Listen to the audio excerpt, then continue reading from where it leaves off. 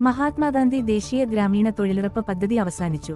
പകരം കേന്ദ്ര സർക്കാർ നടപ്പിലാക്കുന്ന വി.ബി.ജി. റാംജി പദ്ധതി ഇന്നു മുതൽ പ്രാബല്യത്തിൽ വന്നു.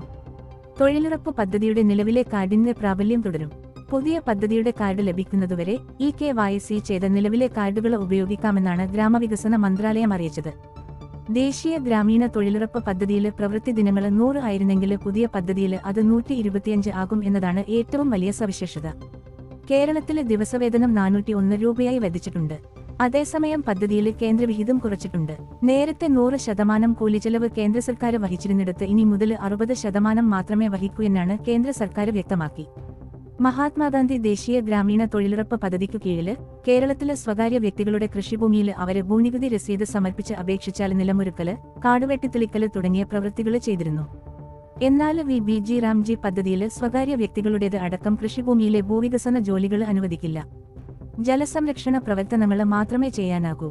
കൂടാതെ പ്രധാനമന്ത്രി ആവാസ് യോജന പദ്ധതിക്കു കീഴിൽ സ്വകാര്യ വ്യക്തികൾക്ക് വീട് നിർമ്മാണം പോലുള്ള പദ്ധതികൾക്ക് അനുമതിയുണ്ട്.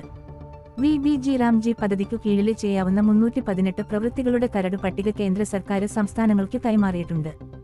ജലസുരക്ഷ, ഗ്രാമീണ അടിസ്ഥാന സൗകര്യം, ജീവനോപാധി അടിസ്ഥാന സൗകര്യം, ദുരന്തനിവാരണം എന്നീ 4 വിഭാഗങ്ങളിലാണ് പ്രവൃത്തികൾ ചെയ്യേണ്ടത്. അങ്കണവാടി, ഗ്രാമീണ ആരോഗ്യ കേന്ദ്രം, വിശ്രമത്തിനായുള്ള പന്തല്, സർക്കാർ സ്കൂളുകൾക്കും മറ്റും ചുറ്റുമതിലോ ശുചിമുറികളോ നിർമ്മിക്കല് അല്ലെങ്കിൽ അറ്റകുറ്റപ്പണി തുടങ്ങിയവ കരടിലുണ്ട്.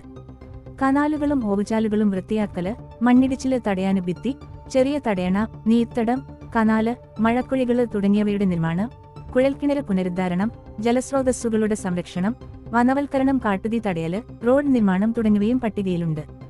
മാലിന്യ സംസ്കരണത്തിലൂടെ വരുമാനം ഉണ്ടാക്കുന്ന പദ്ധതികളും കരടിലുണ്ട്. തൊഴിലുറപ്പ് പദ്ധതി